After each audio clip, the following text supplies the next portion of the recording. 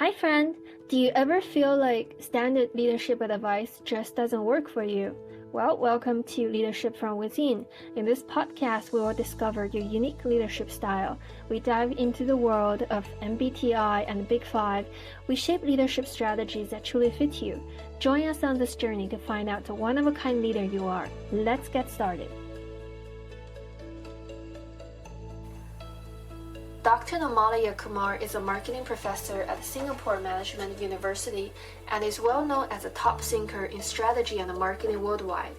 He's consulted and spoken at over 50 of the biggest companies around the globe, working in 60 different countries.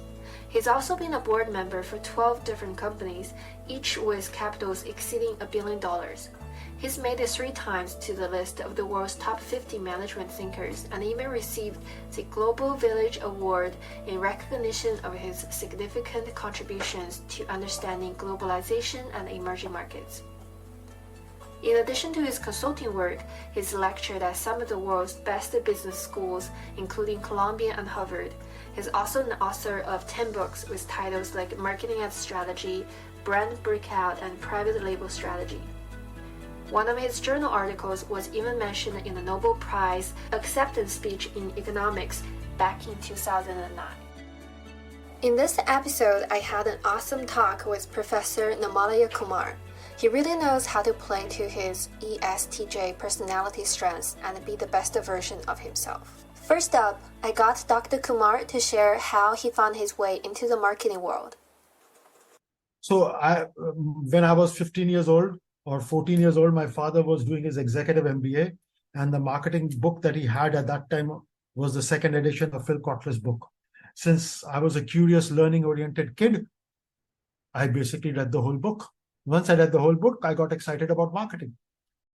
Dr. Kumar is an expert when it comes to marketing. He's got the knack for positioning and staying ahead in the competitive game. So one has to understand that at an IQ level, I have an IQ of 80, which is much below average, because average is 100 and the standard deviation is 50. Once you realize that your IQ is low, you realize that you can't outsmart other people just based on intelligence. You need to work hard, but even working hard will be wasted unless you have a very clear strategy of what you're trying to achieve. So my success story is a success story based on having a clear strategy and working enormously hard in executing that strategy and being disciplined and focused about it. What is the strategy? The strategy comes from a very important marketing insight. In marketing, we always say, be distinct or be extinct. And in every phase and in every arena that I've gone into, whether it's the art world, whether it's the consulting world, whether it's writing academic articles and doing research, or whether it's writing practitioner papers in Harvard Business Review, or it's writing cases, or it's in the classroom teaching. In every arena, what I've tried to do is I've tried to think, what is it that makes me different? Where is it that I will add value in this activity? And one thing which is never to be compromised is excellence. In everything that we do, we are trying to be the best. And that means not best compared to other people, but best compared to what my potential capability is. So I am very focused on always being the best that I can be in any activity. And what people forget is that intelligence is very important because it gives you an edge in every activity that you do. But in the end, your performance on an activity is not based on your general intelligence, but is based on the skills that you have to perform. And those skills are developed through a combination of hard work, strategy, and intelligence. And so what I've tried to do in every arena I go, I try to develop the skills that will make me, that will lead. I try to develop the skills that will lead to a fantastic outcome in that arena. So whether it's teaching, whether it's as an art collector, whether it's doing research in academic journals, whether it's writing practitioner papers at Harvard Business Review article or books, or whether it is teaching in the classroom, whether it's writing cases, doesn't matter the activity. You have these activities require different skill sets, and you have to develop the skill sets before you can be excellent, and you can develop and you can generate outcomes which are of value to the world. Now, marketing revolves around the 4 P's, with product and the place being 2 of them. Product is what you're selling, and place is where you're selling it. This strategy isn't just for products, it's for people too. Dr. Kumar walked us through how you can position yourself smartly and hold your own, even among the best. What it really means is that, let's say if I take the art world, when everybody was collecting X, right, whatever painters they were collecting, right, which was very popular in the Indian art market, I decided to focus on a particular set of Indian artists who were transformational in determining what is modern Indian art, but were overlooked by the market. So this was my distinctive strategy in the art world. When it's writing books, or my friend C.K. Prahlad, who unfortunately is now deceased, who was a professor at Michigan and a strategy guru, once he told me, he said, Nirmalya, don't focus on best practice. Best practices, I see what the best companies in the world are doing, and I teach that to other people. I write about that. He said, don't do that, Nirmalya. Focus on next practice. Next practice is think about what is going to come next in the business world. And for me, that has become a distinctive strategy with respect to my practice work, writing books and Harvard Business Review articles, because when nobody was talking about private labels, I wrote the first major book on private labels. When B2B marketing was considered to be unsexy part of marketing because everybody wanted to talk about Coca-Cola and Apple, I focused and wrote what is now considered to be the best book on B2B marketing. When so in everything I'm trying to think what is coming next rather than what is currently the best practice. And so that's how you find the distinction, because everybody's working on what is currently the best and you are thinking about what is the next thing that is going to hit the business world. He highlighted how crucial it is to be in the right place at the right time. It's like how in the business you want your product in the perfect spot. Well, the same goes for us individuals. We've got to strategically place ourselves where we can shine the brightest. I was fortunate and I had the opportunity. I worked very hard to make use of those opportunities, and I took risks. Like moving to several different countries. I moved from India first to America, then I moved from America to Switzerland, then from Switzerland to UK, then from UK back to India, and from India now to Singapore. So I was opportunistic in terms of making use of those situations where I could shine. Then when it came to London Business School, I would say the most important thing at London Business School was I learned the importance of location. By being in London, there is a level of attention that you get from the press because The Economist is headquartered there, the Financial Times is headquartered there, plus every major newspaper has a major correspondent in the city. It got me the guru status and it got me the public fame, which I would not have had without being at LBS. Previous chat, Dr. Kumar outlined the basics of strategic self-positioning. Now he dives into his personal journey, explaining how he pinpointed his own strengths and weaknesses early on. This self-awareness helped him carve out a successful career. You might notice some similarities with ESTJ traits. They are known for their independence, self-confidence, and a knack for efficiency to get things done. I'm very fortunate that at an early age I realized that I'm not good at working in teams. Once I realized that a corporate career is out of the question for me. A career for me has to be one where you work individually, be an artist, be an academic, be a dancer. And that's what I chose. I chose the academic lifestyle because I knew it fits my personality. It fits what I love to do.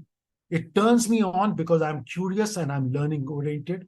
So I chose an arena in which I don't need to collaborate with anybody.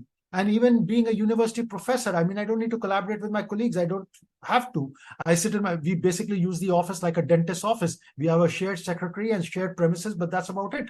Everybody works on their own, and except for at lunchtime, we don't even say hello to each other. So I chose an arena where my weakness of not being able to work well in teams and having a low EQ doesn't really matter.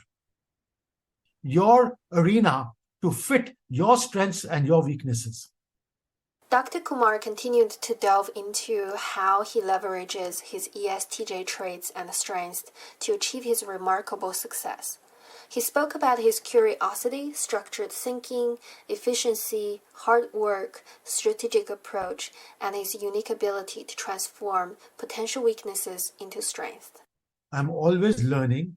They tell me you have an amazing absorptive capacity. So when people tell me something, I'm able to not only learn that, but also to organize that into good frameworks. So I'm a very good conceptual thinker. I'm a quick learner. I have a great memory, and I work extraordinarily hard. In terms of my weaknesses, I'm impatient and I get bored easily. So part of the reason that I've gone and succeeded in so many different arenas, like case writing, writing for HBR, writing academic articles, teaching in the classroom, consulting, art world, or whether it's drinking wine and understanding wine. The reason I've what you call excelled in so many things is because I get bored very easily. I'm very impatient, and once I master a task, I get bored with the task. I don't want to do it anymore, which forces me to choose something else to excel in. So I would say that being impatient and being bored has been one of my major strengths. Being blessed with a low IQ has been a major strength for me, because that made me realize that I could not beat people with intelligence. I had to beat them through strategy and hard work. We all understand that overcoming weaknesses can be tough. What if instead we focus solely on honing our strengths, letting them naturally take the lead? Dr. Kumar weighs in on this approach. I work on my strengths because, again, be distinct or be extinct. Be distinct means I can only be distinct if I work on my strengths and get them to a level where people say, we know these weaknesses of Nirmalya, we accept these weaknesses of his, because in return, we are getting these strengths which we can't get from anybody else. I can't get my strengths at the level they are without sacrificing something. What do I sacrifice? I sacrifice working on my weaknesses. When it becomes a burden to me, I pay the cost of it. It's like a price you pay. When you go to buy a card, you have to pay money. You can't say, I'm not going to pay money and get the card. It's not possible. Dr. Kumar mentioned that he does work on his weaker areas to some extent. Take his passion for art, for example. He shared how it actually benefits him. Beyond my love for art and beautiful things, I got into it because it was a way for me to demonstrate to myself that I can excel and create value in a field for which I have no academic training, which requires a part of the brain which I'm not known for, because I'm known for this rational, logical thinking. And can I teach myself and have something new to say in that arena? And for me, it was part of my hobby. It was part of my personal growth. It was a part of me that was trying to demonstrate to myself that, it's not that I just have to be trained academically to do something, but I can train myself. And through self-learning and growth, I can also create a difference in the world. I asked Dr. Kumar about how young and ambitious individuals can prepare for their career development. He shared insightful strategies, emphasizing the importance of practicality, structured thinking, responsibility, and a result-oriented mindset. These traits, he explained, are crucial for climbing higher in the value chain and ensuring successful career progression. You have to learn to make mistakes and accept mistakes. That's how you learn. So I made many mistakes in my life, and that's how I've learned. That's how I've grown. The challenge, of course, is that, most people, young people, when I teach them, especially the schools I have taught at, they want to, in my MBA program, they want to be CEOs and on the board of directors. I always tell them it's a very small percentage that become CEO and get on boards of directors. That cannot be the goal of life. And there is no path to that, which is known. Instead, if you do very well on the job that you are given and continue to perform in every task that you are given, you get recognized along the way and you keep moving up and up and up. If you shoot directly at being a CEO or directly at being a board member, you will fail. Instead, you should shoot at being the best and doing the best job that you can at the task that is given to you. Because when that is recognized, you get the next opportunity. By doing well at what you're being given to do is what creates the next opportunity. You get board of directors, you're selected to this. It's an exclusive club. And you're selected when people feel that you will bring value, you will bring different perspectives, you will bring different thought processes, you will bring a unique point of view to the board, so that when the board is making a decision, by you having a unique point of view, you will stretch the imagination of the board and the alternatives that they will consider before they make the decision. And so that is a judgment call. And so we evaluate people on their ability to have these diverse points of view, their ability to be able to, articulate it, and their ability to come up with enough insight in situations where there is incomplete information and when there is great uncertainty. And part of that comes from the experience that they have had in the past, which has trained them in making these kind of decisions over many, many, many different companies, many, many different roles, many, many different eras.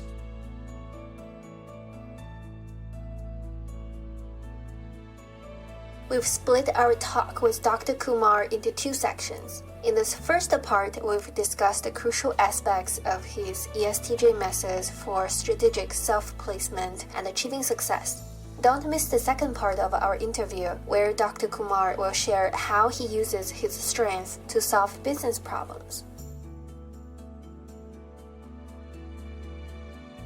Thanks for being with us today on Leadership from Within. We hope you found inspiration and valuable insights to empower your leadership journey. If you've enjoyed today's episode, please make sure to subscribe and share it with others. And remember, if you have any specific questions about leadership, we're just an email away. See you in the next one.